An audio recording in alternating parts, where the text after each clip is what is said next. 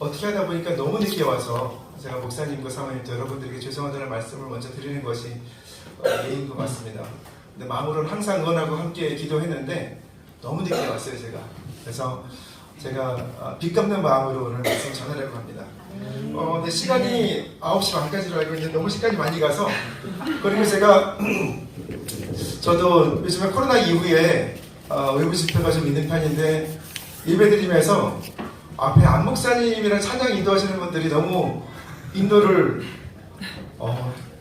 교회 전체가 다 전문가세요. 프로페셔널이세요. 제가 찬양 따라하다 보니까 목이 조금 좀 무리했어요. 아이들이 와서 춤을 추는데 제가 수복은 목사지만 제가 손도 잘 못 올립니다. 부끄러워서.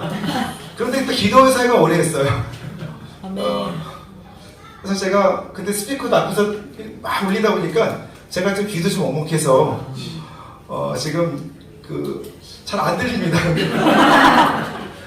그래서 제가 이것저것 약을 잘 먹습니다. 그래서 제가 조금 이상한 얘기를 하면 최선 목사 약 먹어서 그런가 보다 이해해 주시면 되겠습니다. 아이들 와서 찬양하니까 제가 막 정신이 하나도 없이 그냥 천국이 하나님 나라에 임한 것 같아요. 그래서 여기서 어떤 또 앞에 두 분이 가수시죠? 두 분이 가수입니다. 제가 지난달에 여도순복음교회에서 집회를 다녀왔거든요. 바울성전. 근데 여도순복음교회 이상인 것 같아서 제가 그래서 이 교회가 뭔가 그래서 의아해하기도 하면서 와. 제가 지금 약간 정신이 혼미합니다. 그래서 제가 오랜만에 무리해서 목이 좀 메였는데요. 물 한 잔 마시고 말씀 전하겠습니다. 박사입니다. 제가 너무나 오고 싶었던 우리 아름다운 순복음교회 와서 어떤 말씀을 전할까 고민하다가 이제 본문을 정하고 기도하면서 그러면 어떤 말씀을 드리면서 설교를 시작할까 고민을 했는데요. 중세 유럽에서 어떤 수도원에서 있었던 일화를 통해서 제가 말씀을 시작하면 어떨까 합니다. 중세 유럽에 작은 수도원이 하나 있었습니다. 수도원이 이제 규모가 크지 않아서 수도사들도 이렇게 많지가 않습니다. 그래서 매일 이제 수도사들이 다 모여서 작은 예배를 드려요. 그래서 짤막하게 한 사람씩 돌아가면서 말씀을 전하고 함께 모여서 그 말씀을 붙들고 기도를 하는 그런 모임이 매일 이어졌습니다. 새로이 한 젊은 수도사 한 분이 들어오셨어요.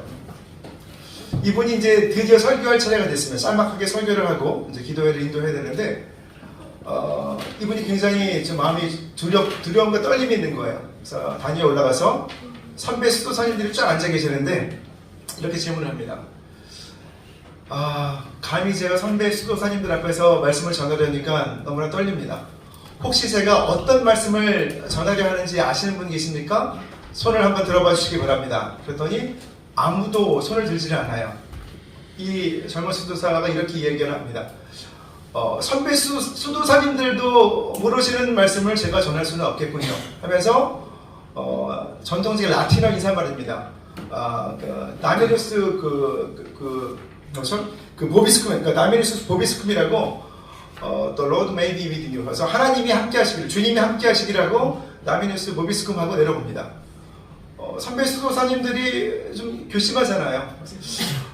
젊은 수도사가 처음 와서 첫 설교를 하는데 저렇게 어떻게 마무리를 할 수가 있는가 싶어서 괘씸하게 생각하면서 불러서 야단을 쳤습니다.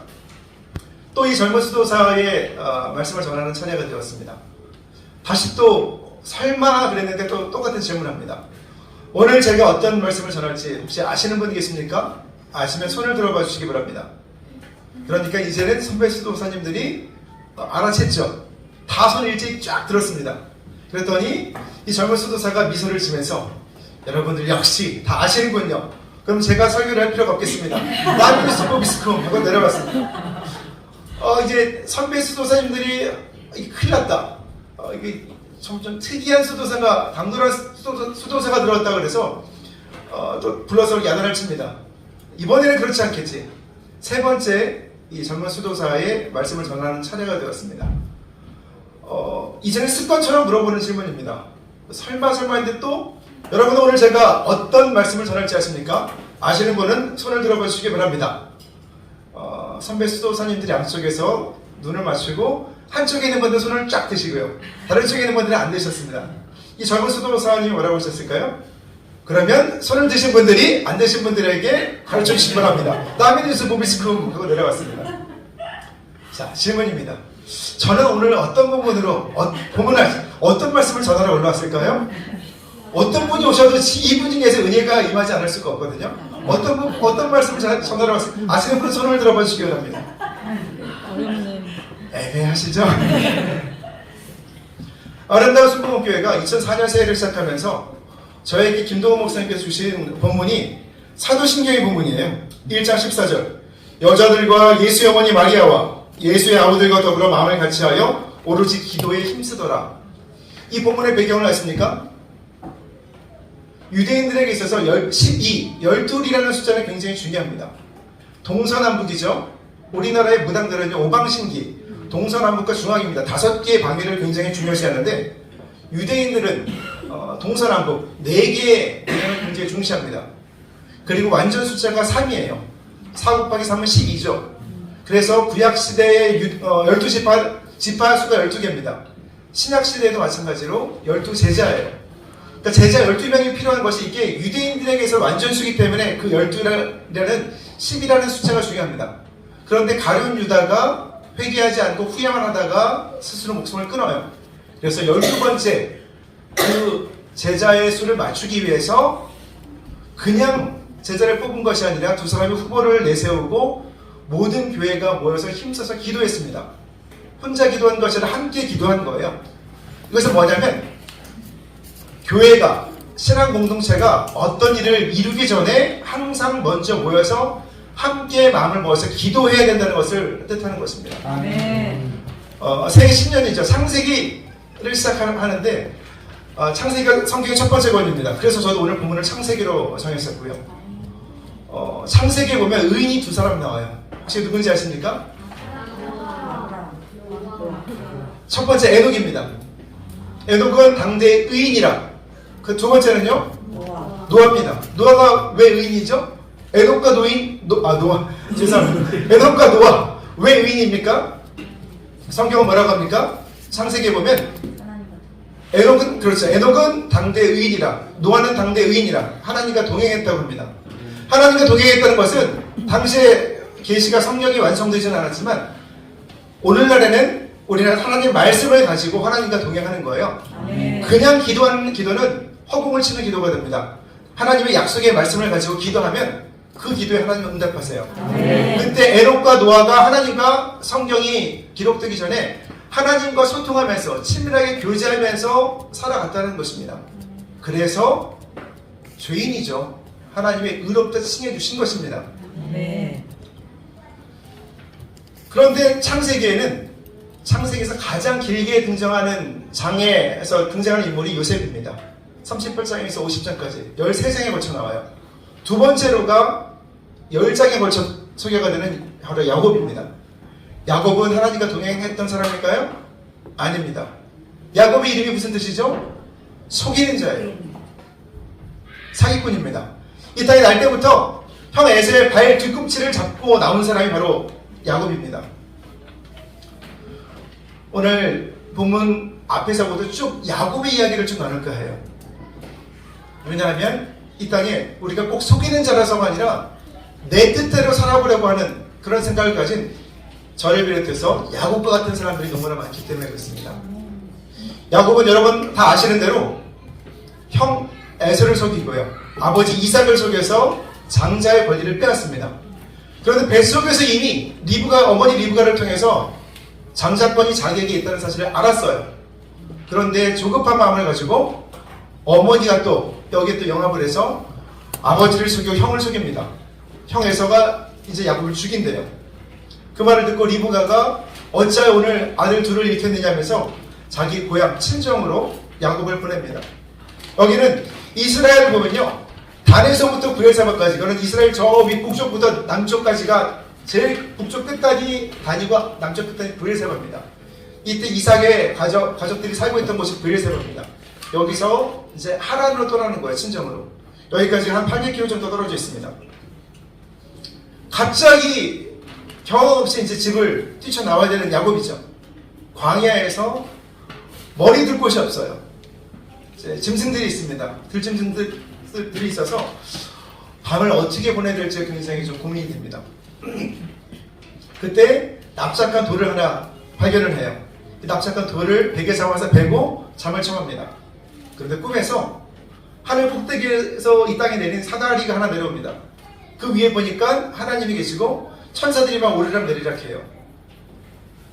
그때 하나님이 그 위에 서서 28장 12절 13절입니다. 나는 야훼 여호와니 너의 조부 아브라함의 하나님이요 이삭의 하나님이라 말씀하시면서 야곱을 먼저 찾아오세요. 그러면서 네가 누워있는 이 땅 너에게 줄 것이고 너의 자손들이 티끌처럼 많아질 것이고 동서남북 사방을 향해서 너의 자손들이 가득 차게 할 것이다 라고 하나님 말씀하십니다. 그러면서 모든 족속이 야곱과 그의 자손 이스라엘이죠. 자손으로 인해서 복을 받을 것이라고 또 약속을 해주세요. 복의 선포를 해주십니다. 28장 15절에는 내가 너와 함께 있어 내가 어디로 가든지 너를 지키며 너를 이끌어 이 땅으로 돌아오게 할지라 내가 네게 허락한 것을 다 이루기까지 너를 떠나지 아니하리라 약속해 주십니다. 이 광야의 밤, 철저한 고독한 밤에 하나님이 야곱을 찾아주신 거예요. 가장 곤고한 때. 그래서 잠에서 깬 야곱이 깜짝 놀라서 자기가 벤 이 돌베개를 가지고 기둥을 세워서 하나님께 그 위에 기름을 부어요. 그 전세죠. 기름을 붓고 예배하는 겁니다. 그곳은 하나님의 집 벳엘. 엘은 하나님이고요. 벳은 집입니다. 그래서 하나님의 집이라고 베델이라고 부릅니다. 히브리어에서 미라는 접두사는요 장소를 지칭하는 접두사입니다. 그래서 히브리어는 카도시가 거룩하다는 뜻인데요. 그래서 우리가 모여있는 예배당 성전을 미크다시라고 합니다. 말씀이 다바르예요. 근데 말씀들이 모임이 성경이죠. 말씀들 드바림인데 거기에 미가 붙으면 그게 바로 광야입니다. 미드바르. 그래서 여러분 인생의 광야를 종종 만나시죠? 마음이 어려울 때, 곤고할 때, 의지할 곳이 아무 데도 없을 때 그때가 바로 미드바르 하나님 말씀이 임하는 장소입니다. 아멘. 그때와 장소가 바로 하나님을 만나는 때와 장소인 것이죠. 하나님 그렇게 광야 가운데 계세요. 우리의 아픔 가운데, 절망 가운데 먼저 그 가운데서 우리에게 사다리를 내려주시는 분이 바로 하나님이십니다. 아멘. 그러면 여러분의 곤고함을 나타내는 돌베개가 기둥이 되어서 여러분을 예배하는 자리로 인도하시는 거죠. 아멘. 그 다음에 야곱이 서원을 해요. 근데 야곱의 서원을 보면 좀 이상한 것이 있습니다. 하나님이 28장 20절부터인데요. 이렇게 하시오면 제가 11절을 이렇게 드리겠나이다. 이거는 믿음이 아닙니다. 거래입니다. 제가 기도 사역을 하다 보면요. 연말에는 제일 많은 것이 자녀 입시예요. 근데 공부는 자녀 하나도 하지 않았는데 서울대 합격하게 하여 주시옵소서 하면 그리고 막 불러 주에 선청한다고 서울대 가는 게 아닙니다. 근데 종종 오는 것이요. 지금같이 부동산 하강기 이때 집값이 싸잖아요. 덜컥 계약금을 내고 계약을 합니다. 내 집은 비싸게 팔고 싶어요. 그래서 하나님 이거 꼭 팔려야 됩니다. 이루어 주시옵소서 막 기도를 막 세게 하세요. 근데 강사 목사의 입장에서 볼 때는요. 이것은 저는 양복이면 무당에 불과해요. 그리고 기도를 오셨는데 말씀을 보지 않으세요. 예배 시간이 끝나면요. 와서 머리부터 내미세요. 안수해달라고. 이거는 쉽게 신앙생활하는 거 이거는요. 기복신앙입니다. 참 놀라운 것은요. 그럼에도 불구하고 하나님이 불쌍히 여겨주는 경우가 가끔 있어요. 소신자들에게는. 근데 장로님 권사님들 이런 분들은 신앙의 열린이 쌓인 분들에게 하나님이 역사하시는 응답하시는 모습을 저 개인적인 경험으로는 그런 경험을 한 적이 없습니다. 야곱의 소원 이렇게 하시오면 제가 이렇게 드리겠나이다. 이건 믿음이 아니라 거래입니다. 자신의 힘으로 여전히 하나님을 흔들어서 무엇인가를 얻어내려는 마음이 깔려있는 것이죠.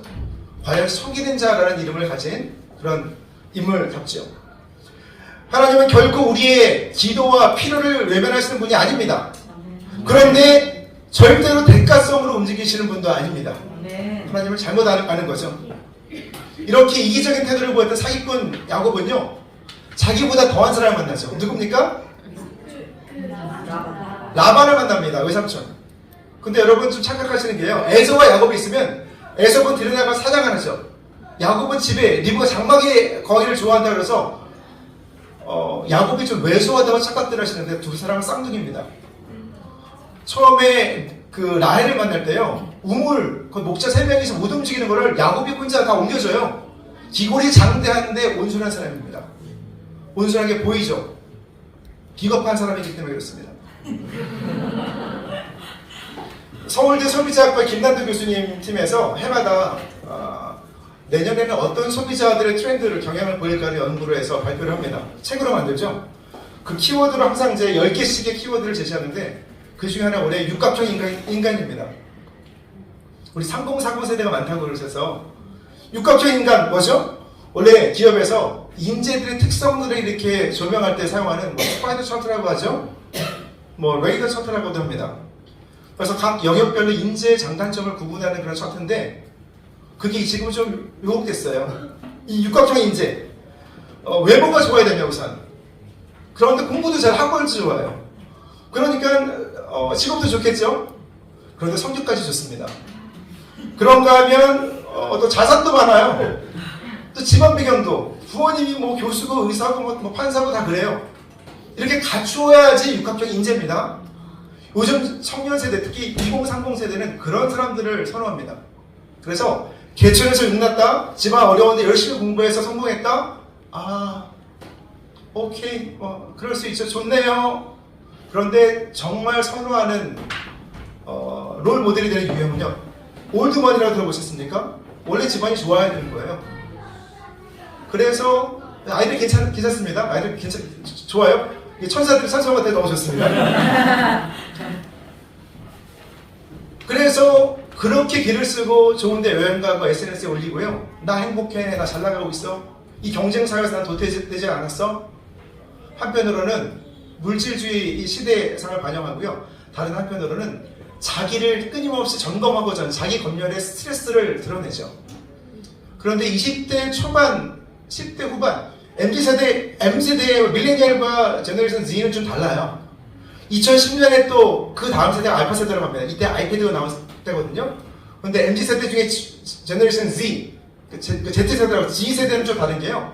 여기는 앞에 선배들 보면서 요즘 젊은이들 말로 구리다 이런 표현도 좀 안 쓴다면서 요즘은요.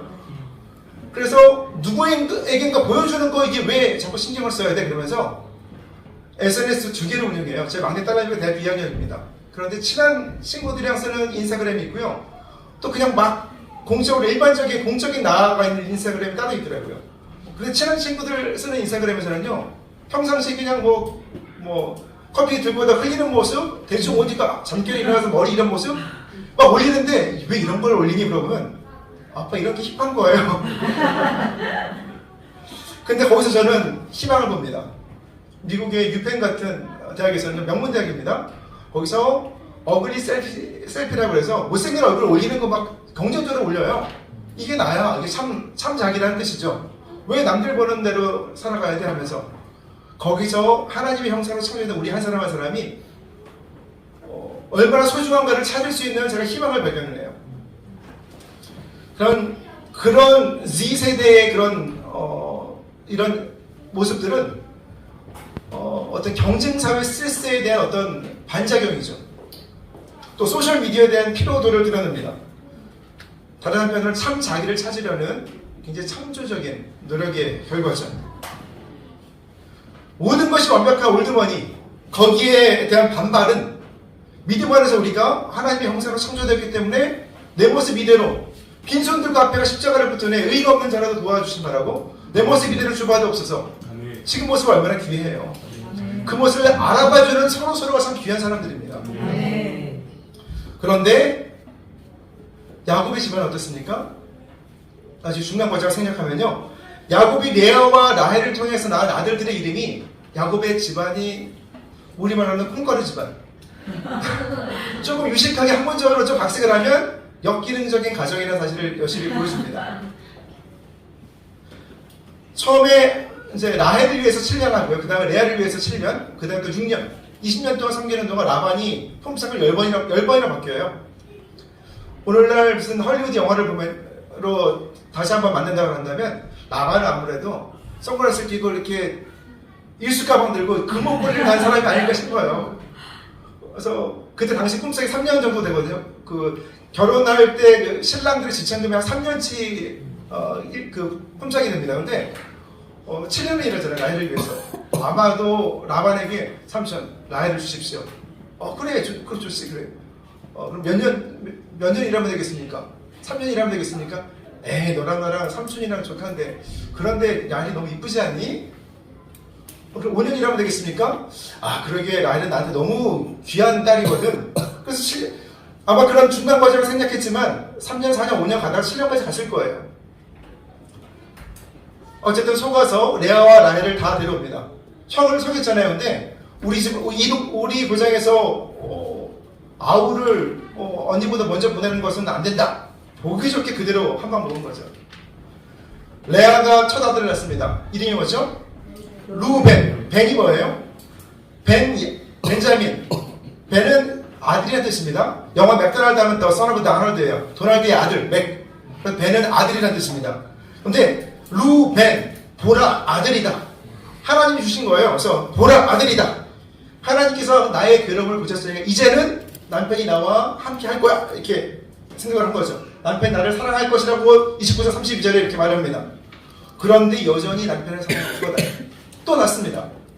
이번에 시므온. 이게 히브리 원어로 샤마가 듣다예요. 그래서 시므온, 하나님께서 들으셨다. 내 고통을 들으셨다. 그래서 시므온이라는 아들을 주신 거죠. 하나님이 내가 사랑받지 못함을 보시고 아들을 주셨도다. 여전히 사랑받지 못합니다. 세 번째 아들을 또 낳아요. 그래서 그 이름이 이제는 남편이 세 번째 아들을 낳았으니까 나와 연합하리로다. 연합이라는 뜻의 레위라고 짓습니다. 그런데 또 연합하지 않습니다. 네 번째 아들을 낳았죠. 이제는 남편의 사랑이고 뭐가 떠나서 아들 내시면 끝난 거죠. 그래서 내가 이제 야훼 여호와를 찬송하리로다. 예후다. 찬양이라는 뜻으로 유다라는 이름을 붙입니다. 근데 다른 한편으로 언니가 야곱에게서 아들을 4명이나 낳는 모습을 보니까 라헬이 속이 막 불불불 끓어요. 그래서 야곱에게 가서 막 화를 냅니다. 나한테도 아들을 낳게 하라고. 아니면 내가 죽어버리겠다고. 성경에 30장 1절을 보면 막 죽어버리겠대요. 야곱도 성을 냅니다. 하나님이 막으신 걸 내가 어떻게 하냐고. 그러니까 라헬이 그러면 내 몸종 비라와 동침하라고. 정말 또 비라와 또 동침을 해요. 그래서 변호, 판단이라는 뜻을 가진 단을 낳습니다. 하나님이 나를 판단하셨고 나를 변호해 주신다고 찬송을 합니다. 가만히 보시면요. 그리고 또 비라를 또 납달리를 낳아요. 납달리는 이거 씨름, 이제 뭐 경쟁이라는 뜻인데 내가 언니와 경쟁에서 이겼다. 납달리. 야곱만 자기 뜻대로 인생을 막 살아가려고 아둥바둥하는 사람이 아니고요. 레아도 마찬가지, 라헬도 그렇습니다. 꼭 자기 같은 아내들을 만나죠. 나이가 들어서 레아가 폐경이 돼요. 폐경이 된 레아가 가만히 보니까 비라를 주는 거야. 나도 내 몸종을 줘야지. 해서 자기 몸종 실바를 또 야곱에게 보내요. 그래서 아이를 낳는데 군대라는 뜻. 그러니까 군대처럼 라헬을 향한 야곱의 사랑을 추격한다. 그래서 가시란 이름을 붙입니다. 그리고 또 실바가 또 아들을 낳아요. 이번에 행복, 기쁨이라는 뜻의 아셀이라는 이름을 또 지어줍니다. 라헬은 점점 속이 썩어 들어가죠. 이제 밀을 추수하는 이제 추수기가 되어서 이제 레아의 큰 아들 루벤이 들에서 합판채를 갖고 와요. 합판채가 뭐냐면 정력제입니다. 그래서 합판채를 갖고 오는 걸 보면 라헬이 언니 나 이거 나한테 달라고 이걸 구합니다. 그러니까 레아가 막 뿔이 나고 화를 내요. 네가 내 남편을 데려간 것도 훔쳐간 것도 모자라서 내 합판채까지 빼앗아 가려느냐? 라헬이 그러면 내 남편이래요. 언니가 내 남편과 오늘 동침해. 그 야곱이 집에 오니까 레아가 나 당신의 합판채를 샀어. 동침을 해요. 해경되었는데 또 정수가 끊어지지 않고 연결됩니다. 그래서 아들을 낳아요. 그래서 하나님이 나에게 이것을 내 시녀를 남편에게 보낸 거에 대한 값으로 보상으로 주셨다. 보상 값이라는 뜻의 이사갈이라는 아들을 이름을 짓습니다. 그 다음에 또 임신해서 후한 선물이라는 이름으로 스불론이라고 하나님께서 나에게 후한 선물을 주셨다. 이름을 붙여요. 그리고 마지막으로 딸 디나를 낳고 정수가 완전히 끊어집니다. 이 딸 디나가 나중에 집안의 큰 분란의 시초가 되죠. 자, 야곱 집안의 저녁 식탁 분위기를 한번 보세요. 4명의 여인들 살벌합니다. 밥을 먹으면서 숟가락 들면서 아무 소리를 내지 않는데 또각또각한데 그 중심에 야곱이 있어요. 얼마나 불편할까요? 그런가 하면 10명이 넘는 아이들이 막 소리 지르고 뛰어다니면서 우리는 교회에서 아이들 너무 이쁘죠. 거기는 애들이 정말 어머니가 다 달라요. 배다른 아이들 10명이 넘는 아이들이 막 뭘 던져먹어 싸우는 거예요. 식탁 분위기는 응원하죠. 뒤에서 아이들 막 싸우고 있죠. 이런 집안이 콩가루 집안입니다. 아주 역기능적인 가정의 전형이죠. 그런데 라헬이 나중에 요셉을 낳고 나중에 베냐민을 낳고 죽죠. 그 이후에 약 400, 오랜 시간이 지나서 요셉이 총리 대신이 된 다음에 430년이 지나면 이 12명, 역기능적인 가정에 자란 12명의 아이들의 후손들이 장정만 60만인 큰 민족을 이루는 12지파 조상이 돼요. 이게 참 하나님의 은혜죠. 하나님의 깨어짐을 통해서 생명을 주시기 때문에 그렇습니다. 하나님은 깨어진 자아, 깨어진 마음, 깨어진 그런 가정, 깨어진 관계를 통해서 이 땅에서 일을 이루시는 분이 바로 하나님이시기 때문에 그렇습니다. 드디어 라헬이 첫 번째 아들 요셉을 낳습니다. 그래서 그가 더한다라는 이름의 뜻인데요. 왜 요셉을 낳게 되었을까요? 합한치 때문에요? 아닙니다. 하나님이 라헬을 불쌍히 여기셨기 때문에 그렇습니다. 중간에 이제 자신을 죽이려고 했던 에서를 20년 만에 떠나서 대면하는 그런 장면이 나옵니다. 야곱 강가에서. 그때도 밤새도록 시험을 하는데 하나님이 져주시죠. 헌두뼈만 이렇게 탈부되게, 허벅지뼈만 탈부되게 하시고. 그러면서 너의 이름은 이제 야곱이라 하지 말아라. 너 속이는 자 아니야. 내가 너에게 복을 주겠다. 너의 이름은 이스라엘이라 하라. 이스라엘이 무슨 뜻입니까? 하나님과 싸워 이겼다. 그런데 이것은 무슨 뜻이냐면 하나님이 이기게 하셨다라는 뜻입니다. 하나님이 들어 쓰시는 사람, 이기게 하신 거예요. 그런데 에서를 만나러 가는 장면에서도 맨 앞에는 비라와 실바와 이 두 아들씩, 이 사람 맨 앞에 세웁니다. 그 다음에 레아와 6 아들, 맨 뒤에 라헬과 요셉, 맨 앞에 있는 단과 납달리, 비라 마음이 어떻겠습니까? 실바, 갓 아셀 어떻겠어요? 그 아버지 의도를 다 알죠? 굉장한 상처죠. 두 번째 있는 레아와 루벤, 시몬, 레위, 유다, 그리고 이사갈, 스불론, 마음이 복잡하죠. 아버지가 우리 어머니 이렇게 일을 갈았을 겁니다. 여전히 상처가 많고 힘이 많은 그런 가문이죠. 가정이죠. 어쨌든 형을 만나서 기적적으로 형이 환도뼈가 탈구되어서 절뚝절뚝하는 야곱을 보면서 하나님이 긍휼의 마음을 주세요. 그래서 큰 화해를 이루죠. 극적으로 화해를 이뤘기 때문에 아까 베델에서 야곱이 서원한 거 있죠? 어디로 가야 됩니까? 서원을 마무리하려면 베델로 가면 돼요. 베델로 갑니다.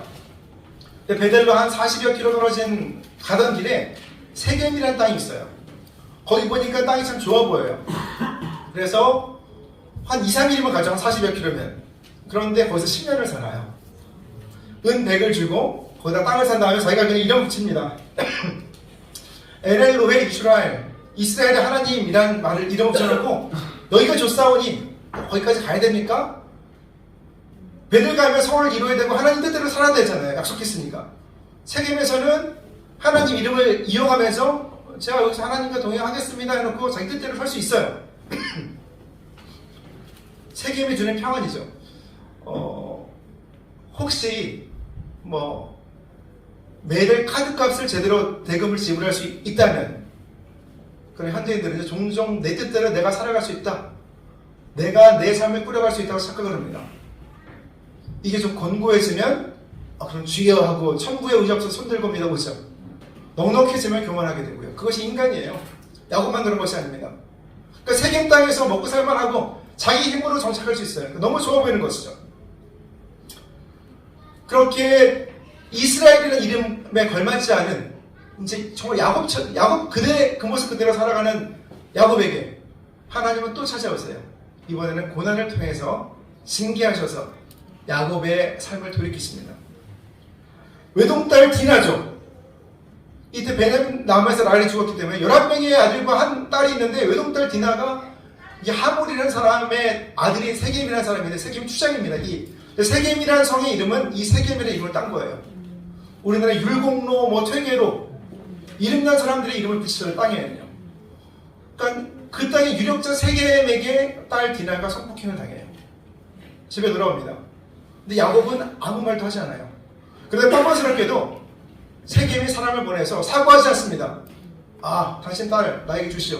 우리 서로 통혼하면서 우리 잘 살아봅시다. 잘 먹고 잘 삽시다. 이렇게 얘기를 합니다. 야곱은 또 걱정하기 시작하고 딜레마죠. 이 결혼 청혼을 받아들이면 이방 족속과 통혼하지 말라는 하나님의 명령을 어기는 겁니다. 받아들이지 않으면 감히 내 말을 거역해 굉장한 위협이 되는 것이죠. 딸의 명예, 안전 전혀 여기에 관심이 없습니다. 자신의 안위만을, 그리고 이 결혼의 득실만을 계산하고 있는 것이 바로 야곱의 모습이죠. 그래서 이제 격분한 시몬과 레위가 가서 속입니다. 할례를 받아라. 그럼 우리 동생과 결혼시키겠다. 할례 받을 3일째 되는 날에 남사람들이 가장 힘들 때 다 죽여요. 가서. 근데 죽인 것뿐만 아니라 가서 여자 아이들을 잡아오고 다 노략질을 합니다. 그런데 야곱은 시몬과 레위를 향해서 그런 악행을 왜 저질렀느냐? 꾸짖지 않습니다. 여자 아이들 돌려보내라, 빼앗은 거 다 돌려보내라 얘기를 하지 않고요. 우리가 다 죽게 되었다, 이런 걱정만 합니다. 정말 야곱이죠. 나와 내 집은 멸망하리라. 34장 30절. 그러니까 시몬과 레위가 그가 우리 누이를 창녀처럼 대우하는 것이 마땅합니까? 또 탄원을 하죠. 창세기 34장, 우리 본문 바로 앞장이죠. 34장 세겜의 사건은 야곱의 생애 중에서 최악의 사건을 묘사하고 있습니다. 하나님이 계시지가 않아서가 아니라 하나님을 찾지 않아서 값비싼 대가를 치른 것입니다. 인간의 죄성은요, 이렇게 독이 된 시스템을 만들어요. 구조적인 사회 악이죠. 이런 인간이 만들어내는 그런 독이 된 시스템은요, 한 사람 한 사람 개인을 억압합니다. 다른 사람 밟고 일어서게. 그리고 힘과 권력을 강조하고 알량한 친절을 베푸는 것을 폄하합니다. 그것이 오늘날 세겜의 시스템이요, 오늘날 우리나라의 정치, 경제, 교육, 입시 시스템이 바로 그렇죠. 야곱도 그런 독소를 빨아들였습니다. 야곱의 아들들도 마찬가지죠. 죄 때문에 인간과 하나님과의 관계가 끊깁니다. 그렇게 또 끊어진 관계 때문에 인간은 더욱더 독한 시스템을 만들어냅니다. 그런데 그런 독한 시스템이 만들어내는 고난 속에서 하나님은 우리를 찾아주세요. 그것이 은혜입니다. 어떻게 할까? 안절부절한 야곱을 향해서 하나님 먼저 나타나십니다. 35장 오늘 보면 1절입니다. 일어나 베델로 올라가서 거기에 거주하며 내가 내 형 에서의 낯을 피하여 도망하던 때에 내게 나타났던 하나님께 거기서 제단을 쌓으라. 이번에도 하나님이 먼저 움직이세요.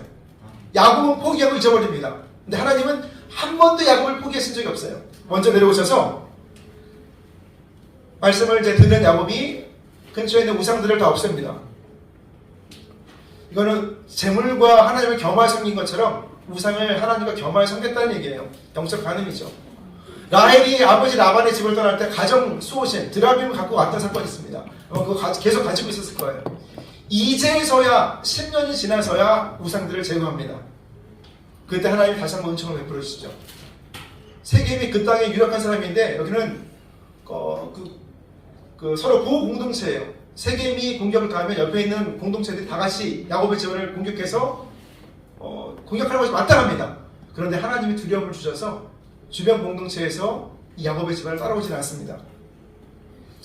하나님은 야곱을 향해서 복도 축복도 새롭게 선포를 하시고 10절 내 이름이 야곱이지만은 내 이름을 다시는 야곱이라 부르지 않겠고 이스라엘이 내 이름이 되리라.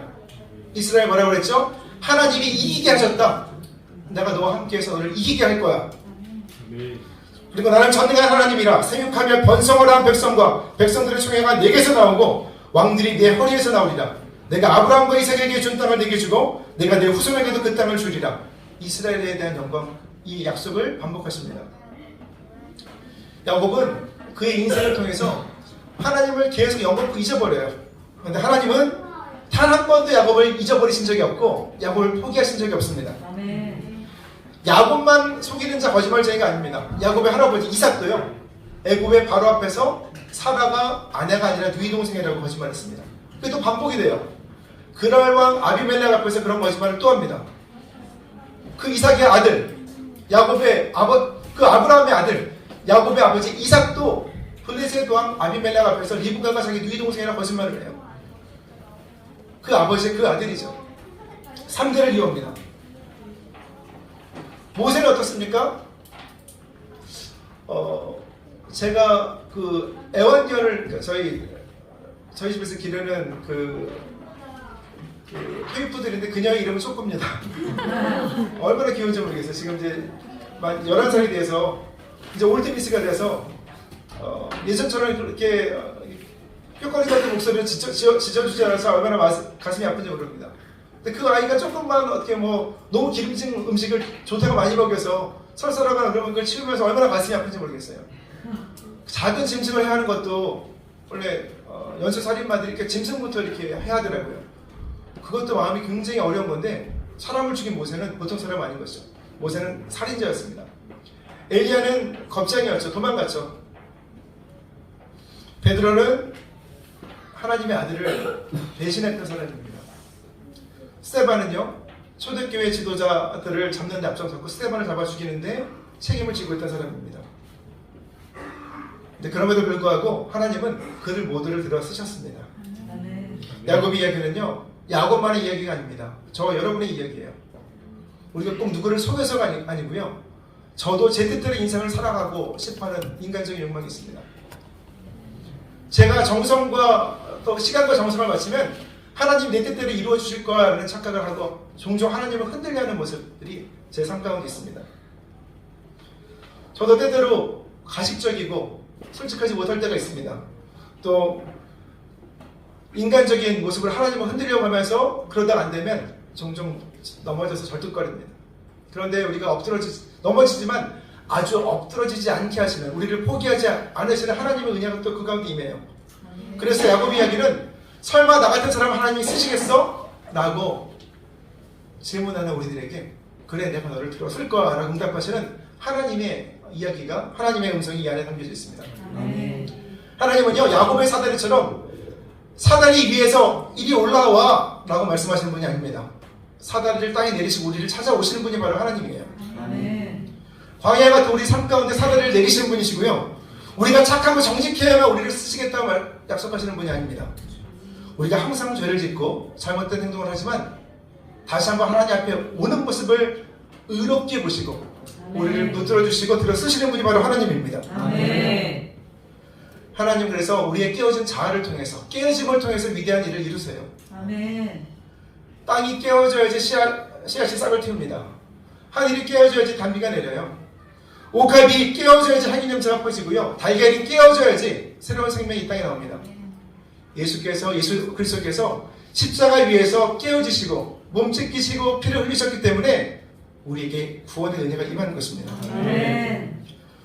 하나님은 심하게 망가진 사람들을 통해서 하나님의 뜻을 종종 이루세요. 중요한 것은 질그르신 나의 모습이 아니라 우리를 들어 쓰시는 하나님의 은혜입니다. 야곱 이야기의 피날레는요, 창세기 48장 49장의 마지막으로 기록되어 있는데 이것을 히브리서 기자는 11장 21절을 통해서 간결하게 정리합니다. 믿음으로 야곱은 죽을 때 요셉의 각 아들에게 축복하고 그 지팡이 머리에 의지하여 경배하였으며, 속이는 자 야곱은요, 바로 앞에서, 애굽의 바로 앞에서 험악한 생활을 보냈다고 고백했던 야곱은 하나님께 예배하면서 은혜로 삶을 마무리합니다. 강해야만, 완벽해야만, 큰 교회야만 하나님이 쓰시는 게 아니에요. 우리가 금그릇이냐 은그릇이냐가 중요한 것이 아니라 깨끗한 그릇을 하나님은 들어 쓰십니다. 우리가 야곱처럼 연약하고 부족하고 때때로 넘어지지만 안전하게 본향으로 돌아올 때까지 우리와 계속해서 함께 하시는 하나님을 붙들면 됩니다. 그러면 그분은 매번 새로운 기회를 주시고 새롭게 시작을 허락하시는 하나님의 은혜, 우리를 절대로 포기하지 않으시는 하나님의 은혜가 우리의 삶과 가정과 교회 가운데 임하게 되는 것입니다.